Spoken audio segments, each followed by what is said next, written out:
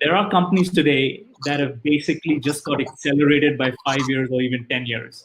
What they would have achieved in terms of consumer demand, and they would have spent millions of dollars of marketing dollars to try and get that demand, has suddenly got accelerated. I'm thinking companies like online education services. If you just looked at the number of searches online on Google for things like kids programming classes, for example, or for that matter, any short course video curriculum, it's just at an unprecedented level. Almost everyone is forced, whether you're a teacher or a student, to find solutions that allow you to get educated at home. So that's an unprecedented time. At this point in time, those founders, those companies need to do everything that they can in order for their products to be easily usable, get wide distribution, benefit from word of mouth, and really accelerate. Now, there are others who, and I would say on average, something like 35% to 70% of pre-COVID levels has pretty much been arrived at across our portfolio, depending on which sector you are in. Now, these companies need to be very selective. They need to prioritize and force rank their different business lines, their different geographies, their different cities that they operate in. And you need to be able to go to the value creating part of your business and not have the ability to spend as much or invest as much in the value destructive part of your business. So these folks are much more focused on ensuring they have an 18 to 24-month visibility into runways, and will only selectively invest as the market comes back for them. So different folks, different strokes. Vani, if I can get you on that, for different businesses, the way we look at where from here in the next 24 to 36 months is going to be very different. What are you telling startups at this point of time? How to really build a system of resilience? Because this is going to be very, very critical at this point of time, because there's a lot of uncertainty that we're still kind of dealing with. I think it's about first taking stock and really being realistic of where you are in order to be able to do next level of planning.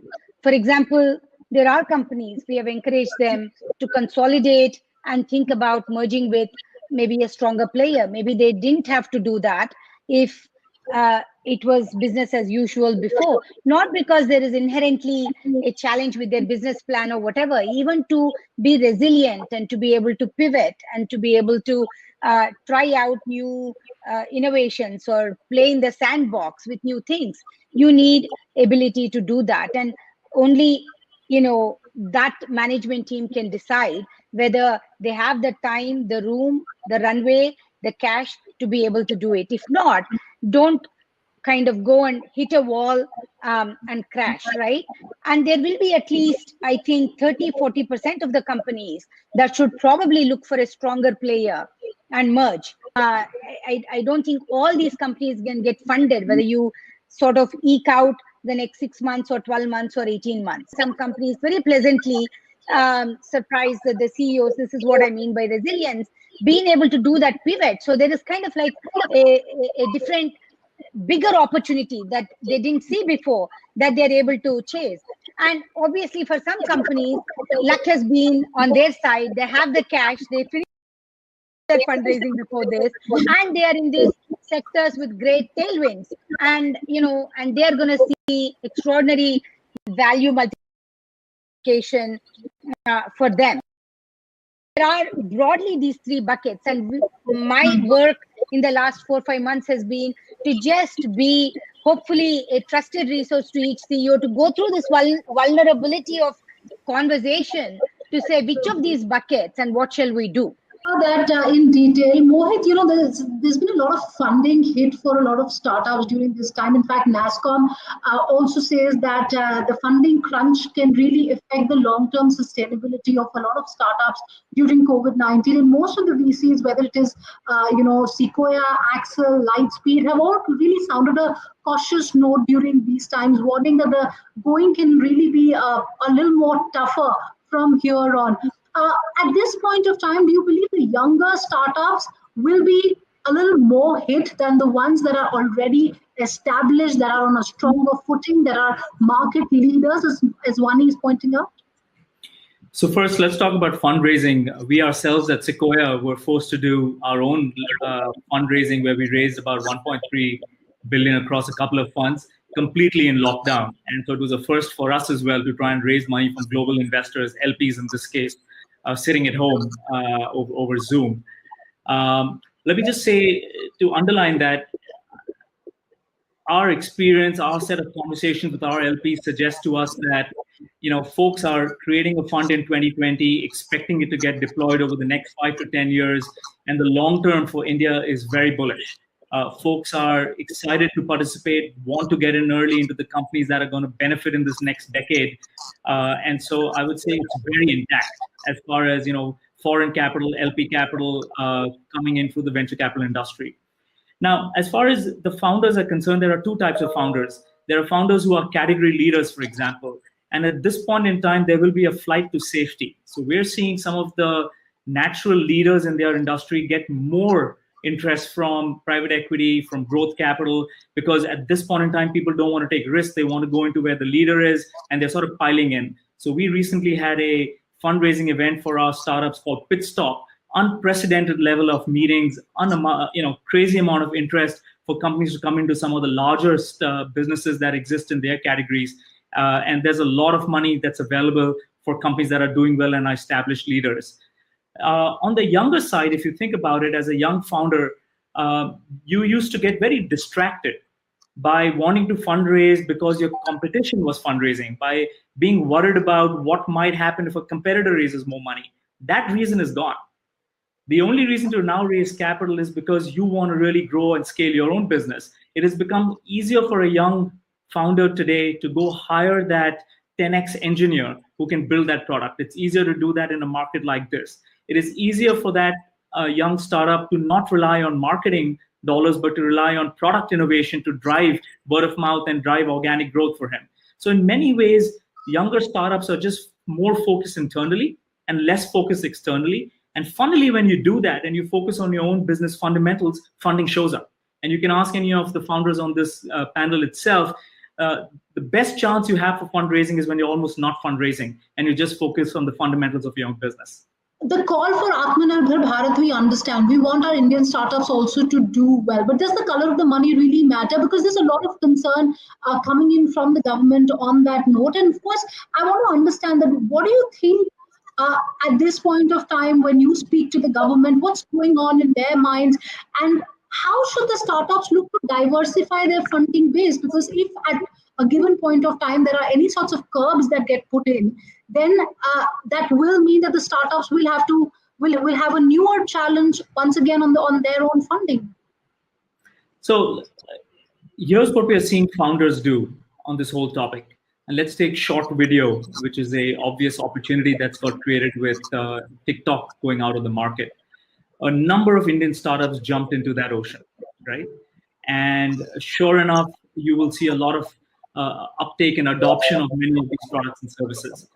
But for folks like us who are on this call, who are building businesses for the long term, it's clear, crystal clear, that while you might have these dislocations, what's finally going to make a successful company here is not a particular window of opportunity like this, but is your ability to, for example, build a AI, ML powered, personalized feed for your content.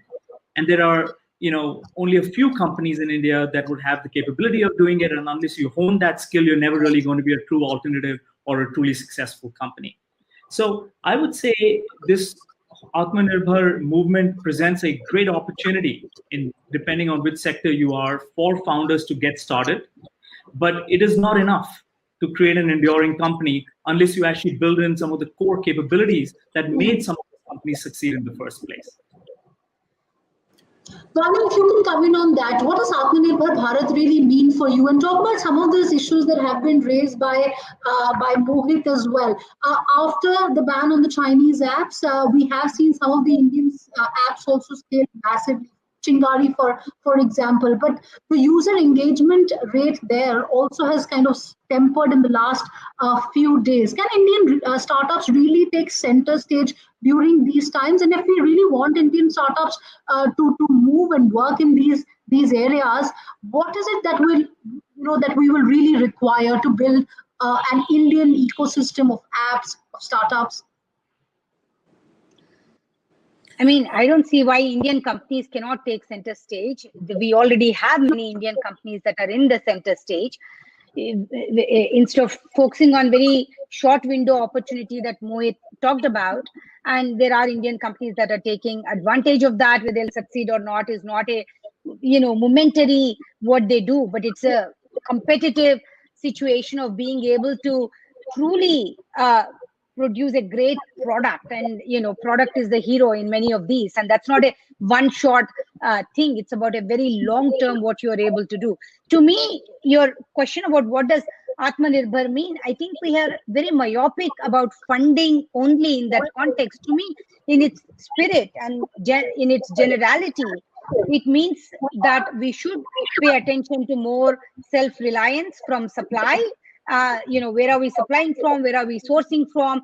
Could we be doing more locally? And developing that, which anyway I think is necessary and important. And I think when things are in a high velocity, we don't pay as much attention to it. And I think what this offers the opportunity to all companies is ability to rethink those things. What is the local innovation that I can create? What is it that I can do from my improving my supply base more broadly, both within India and outside, but much more on focusing on also what can I do from a domestic market that I have significant advantages, if you will. And yes, funding is only one part of it, but from one form or the other, right companies will get funding, as we have been consistently talking about. Look at all the companies here and many others, even during this COVID, that have been able to raise that capital. So at one level, you can say color of money doesn't matter, but I do think that that's really not true. It always matters. And I don't think Indian companies have a very large dearth of access to capital if they are focused on right solutions, and they can show that there is a great market opportunity for them. But I see that Yashish has been wanting to add something to this discussion. Yashish, please go ahead. So on the Atmanirbhar Bharat, there's one thing I feel very strongly about. See, historically, companies including large organizations like the Tatas, have been moving out of India for diversity. That is wrong, in my opinion.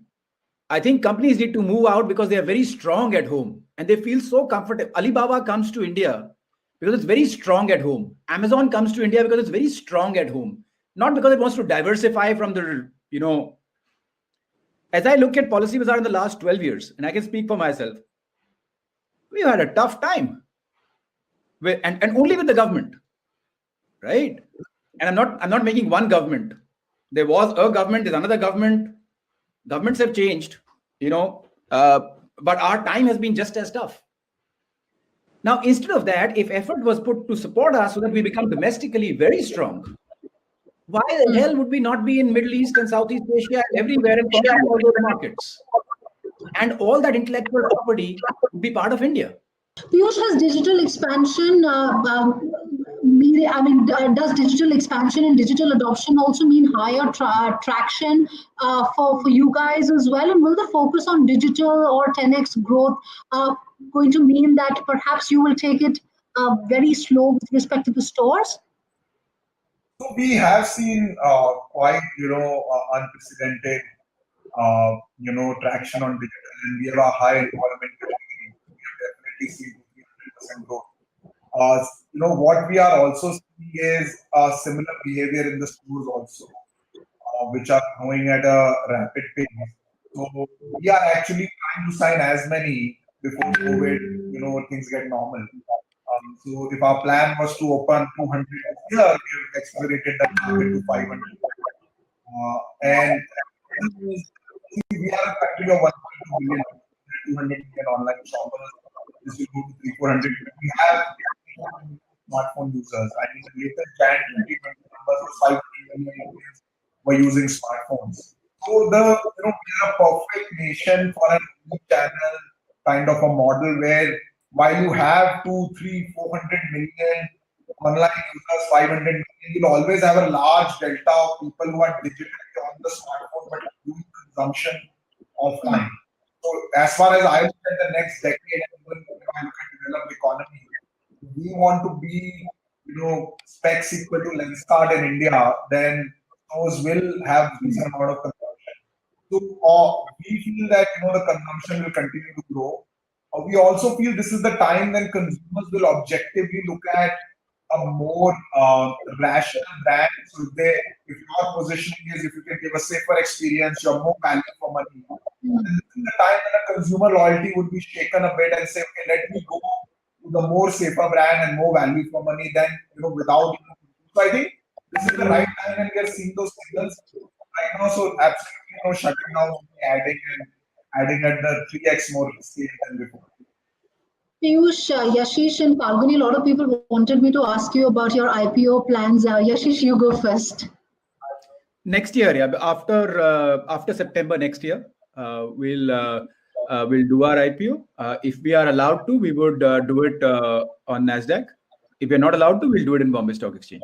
I would say in the next 2 to 3 years, I think we would list in India, not necessarily Nasdaq right now. I think we're a consumer brand. India is a perfect market for consumer businesses. I also think India market is maturing now. So let's we will be the first company to list and the new channel segment. But I would say in the next 2 to 3 years,